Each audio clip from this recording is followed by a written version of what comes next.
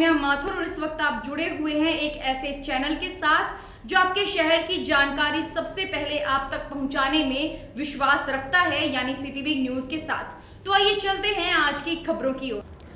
मुख्यमंत्री मनोहर लाल खट्टर की जन आशीर्वाद यात्रा का कल समापन होने जा रहा है और वो होगा रोहतक के मेला ग्राउंड में, जिसमें बतौर मुख्य अतिथि के तौर पर प्रधानमंत्री नरेंद्र मोदी शिरकत करेंगे और इस समापन का नाम रखा गया है विजय संकल्प रैली। और इस रैली को सफल बनाने के लिए आज सिरसा रोड स्थित भाजपा कार्यालय में वित्त मंत्री कैप्टन अभिमन्यु के द्वारा पन्ना प्रमुखों की मीटिंग ली गई, जिसकी अध्यक्षता खुद वित्त मंत्री कैप्टन अभिमन्यु ने की। इस दौरान भारतीय जनता पार्टी के नेता जिला अध्यक्ष सुरेंद्र पुनिया, जिला महामंत्री आशा खेदड़, मेयर गौतम सरदाना के साथ सभी विधानसभा क्षेत्रों से भाजपा पार्टी की टिकट की दावेदारी पेश कर रहे दावेदारों के साथ भाजपा पार्टी के सक्रिय कार्यकर्ता मौजूद रहे। प्रेस वार्तालाप के दौरान वित्त मंत्री कैप्टन अभिमन्यु का कहना है कि यह अपने आप में एक बहुत बड़ी उपलब्धि है कि हिसार में एयरपोर्ट शुरू होने के बाद इस बात में कोई शक नहीं है कि हिसार एक विकासशील से विकसित शहर बनने जा रहा है, जो केवल और केवल हो पाया है आप सब लोगों के सहयोग से। जिस प्रकार मुख्यमंत्री मनोहर लाल खट्टर को जन आशीर्वाद यात्रा के दौरान इतना भारी तादाद में जन समर्थन मिल रहा है, उसको देखकर तो यही लगता है कि जो 75 पार का नारा है अब वह 85 पार होकर ही मानेगा। सिटीवी न्यूज के एक सवाल कि सभी विधानसभा क्षेत्रों से इतने सारे टिकट के दावेदार हैं, क्या आपको यह नहीं लगता कि चयन के बाद वह सभी दावेदार भाजपा पार्टी के विरोधी बन जाएंगे? इस सवाल के जवाब में कैप्टन अभिमन्यु का कहना है कि वो पूरी निष्ठा और कर्म करने के लिए भाजपा पार्टी में आए थे और भाजपा के लिए ही कार्य करेंगे। आइए आपको भी सुनवाते हैं कैप्टन अभिमन्यु की प्रेस वार्तालाप के दौरान छायाकार पत्रकारों के साथ खास बातचीत।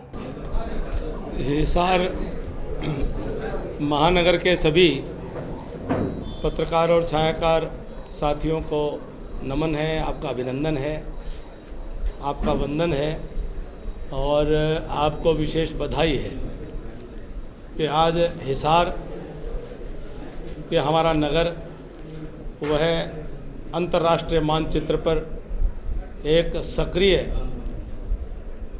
हवाई अड्डे के तौर पर आज शामिल हो गया है और हमें बड़ी खुशी है कि बड़े प्रयासों के बाद आज हमारा न केवल हवाई अड्डा चला है बल्कि उसमें फ़्लाइट भी जो है शुरू हो गई है। शुरुआती दौर में कोई भी काम करते हुए कुछ दिक्कतें आती हैं और हमें पूरा विश्वास है कि हिसार के लोग केवल 1600-1700 रुपये की टिकट लेकर के जहां हिसार से जयपुर की यात्रा कर सकेंगे, चंडीगढ़ की कर सकेंगे, जम्मू की कर सकेंगे, देहरादून की कर सकेंगे और उनके माध्यम से पूरे देश और दुनिया से हिसार हवाई मार्ग से जुड़ जाएगा। तो आप सबको इस बात के लिए बहुत बहुत बधाई देता हूं। माननीय मुख्यमंत्री श्रीमान मनोहर लाल जी का विशेष आभार कि उन्होंने इस हिसार को ये सौगात दी और शुद्ध तौर पर हरियाणा सरकार के अपने पैसे पर ये एयरपोर्ट को डेवलप किया गया है। ये हरियाणा का पहला एयरपोर्ट है।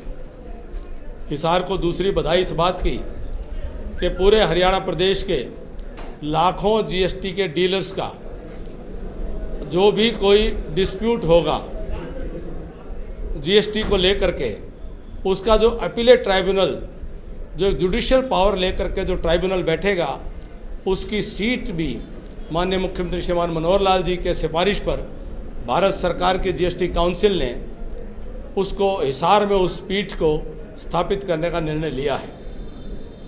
ऐसे में हिसार अब एक बहुत महत्वपूर्ण आर्थिक जगत का केंद्र बनकर के उभरेगा और इसके परिणाम स्वरूप हिसार में आर्थिक उन्नति तेज होगी। जो हमारे इस शहर में 3 विश्वविद्यालय पहले से ही चल रहे हैं, वहाँ हवाई अड्डा चलने के कारण, इस ट्राइब्यूनल के गठन होने के कारण यहाँ औद्योगिक और आर्थिक विकास में भी तेज़ी आने का भविष्य में संभावनाएं हैं, जिसको लेकर के मैं आपको बधाई दे रहा हूँ। वहीं 2019 के विधानसभा चुनाव की रणभेरी बजने वाली है और बहुत जल्द भारत का चुनाव आयोग वह विधि अनुसार संविधान के कायदे नियम के अंतर्गत चुनाव की घोषणा करने वाला है।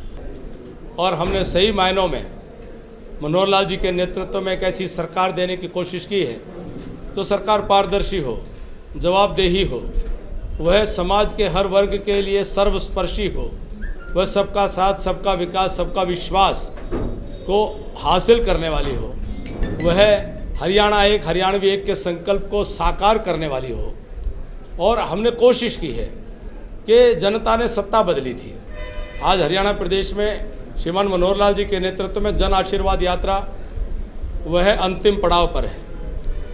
पहली बार इतने बड़े स्तर की एक मुख्यमंत्री 5 साल का कार्यकाल पूरा करके अपने काम के बल पर जनता का आशीर्वाद पुनः प्राप्त करने के लिए निकले हैं और अभूतपूर्व उत्साह के साथ इस यात्रा को जनता ने अपना आशीर्वाद दिया है। हरियाणा के इतिहास में सबसे सफलतम यात्रा गिनी जाएगी। कल इस यात्रा का समापन रोहतक स्थित मेला ग्राउंड गोहाना रोड पर होगा और उसका समापन करने के लिए भारत ही नहीं बल्कि विश्व के सर्वाधिक लोकप्रिय जननेता श्रीमान नरेंद्र भाई मोदी जी, भारत के प्रधानमंत्री जी कल रोहतक में पधार करके इस यात्रा का समापन भाषण करेंगे।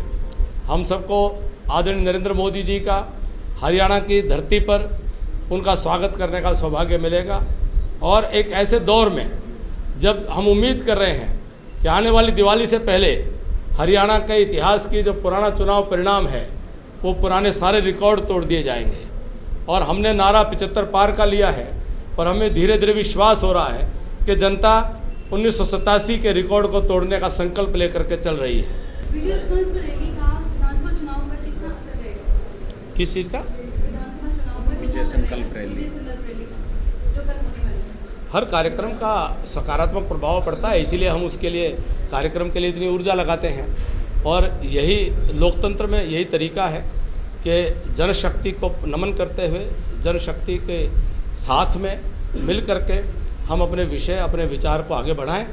और निश्चित तौर पर जो कल विजय संकल्प रैली है, प्रधानमंत्री नरेंद्र भाई मोदी जी दुनिया के सबसे लोकप्रिय जननेता हैं, उनका आना ही लाखों लोग उनको सुनने के लिए आएंगे।